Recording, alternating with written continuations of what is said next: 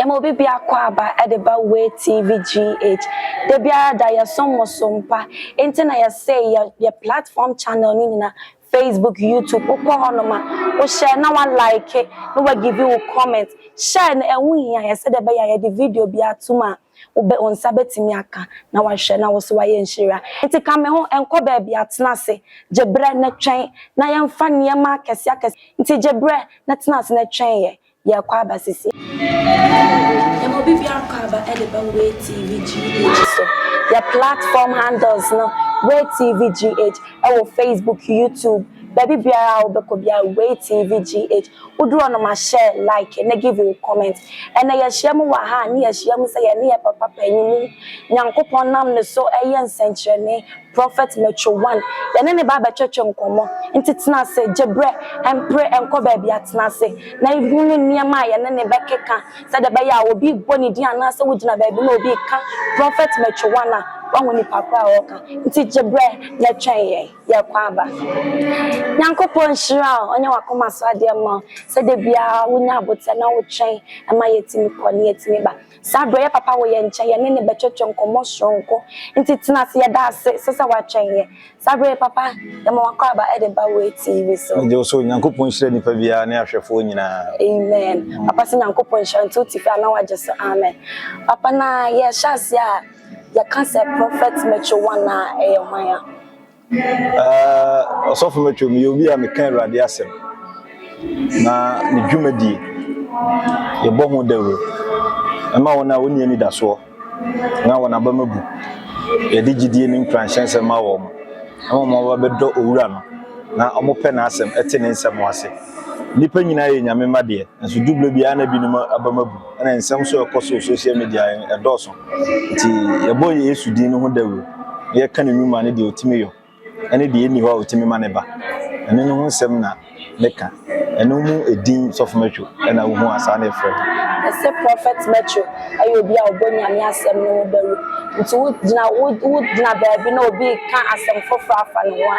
ene woti asiya na sa woti wechi TV channel wa wo hwe obi ka asem fofo so no wa ye wa obesimi aka so ye ban na eda osikani ni he ni ntem ye de ba ye da sitima ekoy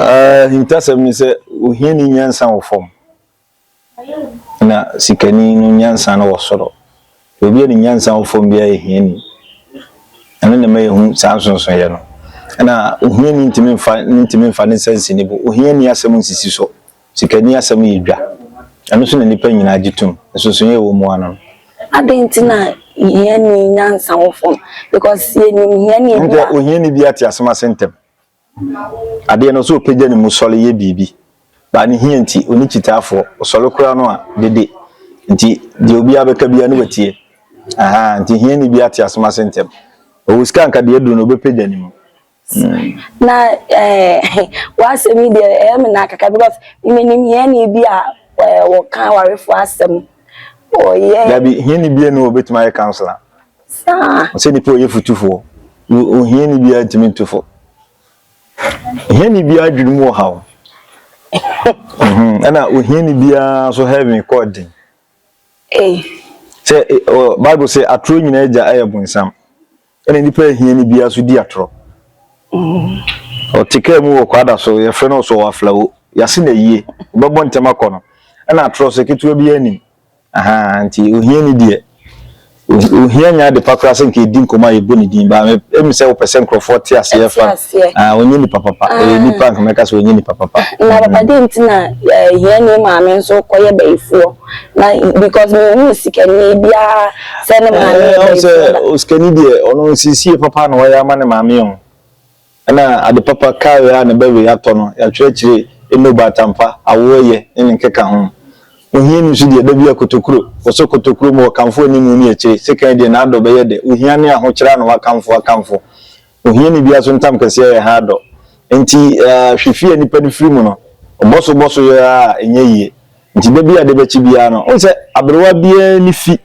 na se sika wo fi a ma me ho ani kan pa but the say ni fi me sika ni fi a enam na no abu agum ne se bi ekuru ne se ba ko otu no ye de be yesusu no be ye wa wi ni pa na mama osia tutu na din komo an chese bi obi an sia tu dia e baifo ne mum kasa ne nsana ho e da ho ai di susu abere bi otwema no bi kata ne nkwan so ba wo sika so an komo nyesa nti ohia nya de a o se nipa so so na papa is why panimu a wonim so mo nsemi obi ti ya channel ni wo sha sebio ne dada setna mo ya bia won fa na brabo ne mfa de obedi kwa ho e de onyanko be kenten ne ho na wa ye bibi anamo ban ana kwan best na won fa because obi o ha wa ya ebi yesunsu mo nsema na se wonamu no kwan bi obeti na fa so ama sebio no so beti na be kan nyansafo eskafo no nipa ontimi nyi wa asase so da obi a wagimi nipa ontimi nyi de nipa wagimi ane so obi abobra na wakotira betire wa transe wagu hume kokko wa pagya ni wasan bawuro masan jeffrey ni nsam a ohwe adwene da ni tire mu no ko ye chichire bo de manyansani ye mfa hye kwase nsam jimi ni de yedi ni ho ma obi a wagimi enti nipa yedi ni ho ma no aye wona a wagimi na se nya sunsun mo nsam na bi da anya ndi bibia na ye spiritual suma ya konfo ni nyansa ona ni suma ya ben chire be disa nkomo no konfo we nyansa fo no ona na ni suma ya ben tinya de bia na ye too spiritual ni pa bi wo a ya na jimi no do so be bre awa na brabo ana na ma sa ni pa ni ni no on say obi kuta iPhone 100 and something Ghana cedi and I say mo kan say 1000 something we need capre but after no kuta no only sika na comedy na watchable it is after no kuta no talk to no e betimi de kase de abrew nti say obi kuta sa after no 100 and something million na say ni pani gira wo say de de to aduane adukura woni bi abrew after no obetimi aton de ahye bibi ase a ewade nya odan biem sa after no na make say o magimi na papa yem komo no ye be mana yetia say em fa ne say obi wo hon so a oye adwuma no like person ye dada setna mu komo bi a yankasa sometimes we face it oye adwuma obi o tim say like na adwe no de nani ato form say o person adwuma ne nkoso te say wonyanse yo efie bi so ho obrempon ansinim obepem so saa o maso na age agu ana efie bi so ya busuan sanso no odama ohu dwa o ba wo firi mu a unim ba bi so a wo yede ukọ kakra metima kan de ewu mu nyina ne se de abrabote no ya wo ti esie so a wo nchele tenten ye nemum ya wo to amene mu a nti Ezra kan se bi so sole so na asem ne da ene won tieti atete ma wunya su papa so nsa nti yedi wo homa wona o madwunu mu da ho nti sabro bi transit de ne sa gu ne budin makomanim makobankum ehun abrabo so ede na menye isi ya wo timi no mi no nkan ompegya ni me so na asem ne da ana o so obi aso hunu nyansa ma ono ane ho hunu nyansa ma obi hunu nyansa ma ho nti wo hwe de o ma me ntimi anya wo papa ntimi anya se ya sa de o keka no bi no mo kan ana mo bia transit ma wo afa wo mo a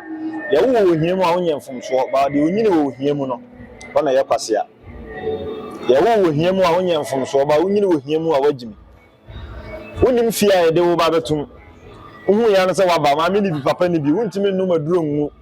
ya setena na wo so wotram ko wanim wa brabom a nemum so wotra se ka se me ma me ni bi papa ni bi ntimi de me sa hye me dam ni famu a na wotimu kata so se pona ne mpontra ohia be dokro e be fa wo namum e ma wo je wo kra enyi nti yedie wo homa nimdifo nyansafo pani ntawa no nti se obi se wo se me yentna sente no obi adwenche no se bi on fa be fa bi obe nnes ka bi a bi se ya onim kofo bi mo fra mo sika mo ko be bi bone akope eno nso no sansam no dodo na ya tesem ana ade bi a wo ho bia so no ana ade bi a wo din bia na e wo ho won tete tete ma wunya su papa nsa obi okra sunsun bi enu a camera si nso malama wa bi enu o si signboard wi okay apetese yenya advert nso yeto o ba so ne aweda amasi ma awurade signboard kra mi si bi me ye ne yie ma o ne wie pe ya o yonko o adansefo nti enka nchire obi eno so ne ma obi tie nti oye ni ye ne wie pe ya ba akofo de mpempem na bebu so nti enye won na esi signboard atetale poster dede dabi wani fie no aye ba no ye wosunsuma kase bia na wo ye kurum ha ye o man Ghana ye hu o signboard da ye hu o dede da but nen kolanketo no nchirima no guy ne kasa bi ni ade nti obi okura sunsun bia no wo esi signboard nti se wo ko na obi esi signboard atetale poster na malama sumasi konfo sumasi osofo sumasi anyi dede sunsun ni ma nye dede tumi bia no page ma betim de camera si so de odi de obe me hwe me bia betin sama me kan yase ya ne ka sunsun sam kire mo madwene mu da ho sa bre hu se ne wiase aye fontentan fidie no so o ma ne phone so a no test 2 minutes credit 5 cd no de test no cancel mu no nti de wa mo bra bia no ba be kasa ya de etia nti ya na nsem bi ho a ye di nkomo obi afa pen ni paper o twro ba obetimi atwro etimi ahye ne so ba sa wo ya ma na ye yie no nti nipa nyina nantie mu otena wase a obo so pe wase aka kire me da mako A mako B na de oyema ne ye yie ma na ye ma ne pia no eho na eho dene sa ne tie nti papa sunsun no sunsun ya ben sun da ti say se mo nyina asofofo na e malamfo mo nyina mo ye sunsun mo ne ma nti sunsun ya ben na mo nse da mo ntem me nkasa me nkamfo obi me nyi sunsun bi e kan de na me de ama me ho me nyi tumi bi e ni kan de Awurade de ama me ne wo kasa me ho no Awurade no ma me nue adome kuta me ogifiri me nsema ma embo adome kura me dem die ni nkeka obi o mese me tu na me konfo na obi ho no mo a Awurade ma me kra mfiri me nsa ahintasem ne se sunsum ne ma nya de ayebo dedewo ebre bi du ba bia na tumi te a obetwa kwan ansa na wadu ho no na nananom ye ma me mo ni afi kakra idie phone so na ya no mo ntimi nhwe but obi ka ho asem no wabusa no a obekiri ma kire wo nti de ne nkwada ne ti social media na camera si no so nyamya bie mani ne mfifire ti no agro bi na omudie nti na nipa kire gusu o ma ya nkonkosi yaga no nyame tumi ni sa kwan no ene sa ne ma o mo ye no ija no wo ho ahoden wo ho hwan ni ja no hwan ne betimi aboa wo ana me ka se de o yema ne yeye no wana ya ne yema ne pia na sa pia no wo beti bie no e wo wasum no wo bre so obi be ye o sese wa ya ma na yeye o ma pia no enafom nti sa social media nkom share na obi apia bonti anadweno de camera si no so send it na men kan sam nkyere say concept party a joke agrokra no mudi nti nipa be ye aya enye yie nti grofon say nyame sunsum ni me ho na bi me no ka say don ni birim de wo hwe ya wotie no eja wo ahoden wo sunsum wo nyame ofri titintiri de ye adwuma no mra eguso wo ye adwuma ne mom ne mu ane ne chefa no eni ho ma madwene mu ha adom no wo ho ma madwene mu da ho na ope bibie nya ona sunsun bo awo mo ti sunsun se mu ni ho matete kwafo apase nyankopon semana nyankopon sunsun ete ho ma wona o madwene mu odu enye wona o madwene mu papa ya de nkomo ni besia na ti say Macho me was sorry dan me din de but Macho one ene yenim nti ye pesa wo kanfo na say obi te wonom na adwendwene ne o how dan so dan na obeka a chinkwanhye sembe na wo ka kire do nipa bia pa obi asem nipa me mpena asem mpena ni ma hwe obi a wagimi de kwasia na ntia de me mpa kura asore no wo akropon isanse se de odi kan no aye Beniza trumpet ministry ba hintasem ne se wura bi sole Yesu Kristo onante eposo odruba bi dia keka bensem na ne dwumadi ma ne din sisan nti ebi frɛ na eposo abrante ebra no onante poso ne din ade ma no me din aye Beniza Dabidwa Bossman but hintasem ne se de nipa pie so no ahuna kan ne na oyema hyew ne bi sre ne bi su awo hia dem ne nso okofia na wo ha da so tene so no eno ne ye pie so a osoro ma yemu ahoden ye maso ne de hye nipa ne nsem na koma to ne yem ise bi okuru akwada ne de na chi na sofo so na sunsum tene so awage ne ho ne na Awurade fa me so ma wonya awage nti osesan din no frɛ me sɛ oye metwe wan hoden fo ba kopɛ nti sa ahotedin no edin metwe no ya ahotedin enu mum na wo sisi ye ya obi ya be hume nti fa na santemem Ghana ha de wo ka sɛ metwe wan a bedwuma pa ne dwumadi a medin ntimi nka me ho asɛm pii sɛ me ya de meti sei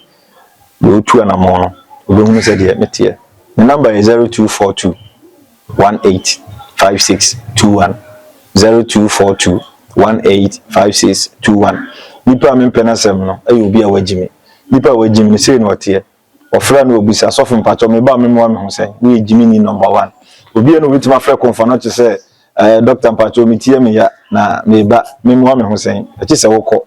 ya twe moja ahwehwe odunso obi gi nsuo obi gi moja nsuo ni moja so enyepe nti de oba me nkyɛn mfa hyɛ ne tirim sɛ me yesunsum niema sunsum niema na chi no egyina so aboa wo na ma dwene mu da ho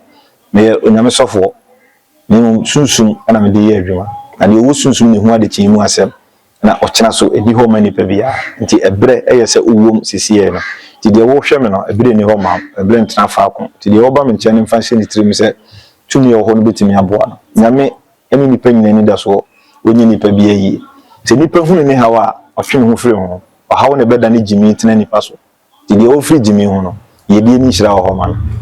papa se de ofiri gimi ho no yedie ni hyira wɔ hɔ ma papa mini we tv ahwefo nyina da wase sɛ woni agye be na woni adi asetena mu nkɔ nyankopɔn hyira yɛda mo nsa mo hwɛ yɛn so ase nyankopɔn hyira obi biara ɔgye be na ɔhwɛ we tv na wo share no like no leave in the comments nyankopɔn hyira mo nyina da sɛ ne yɛbɛsan yɛhyia bye bye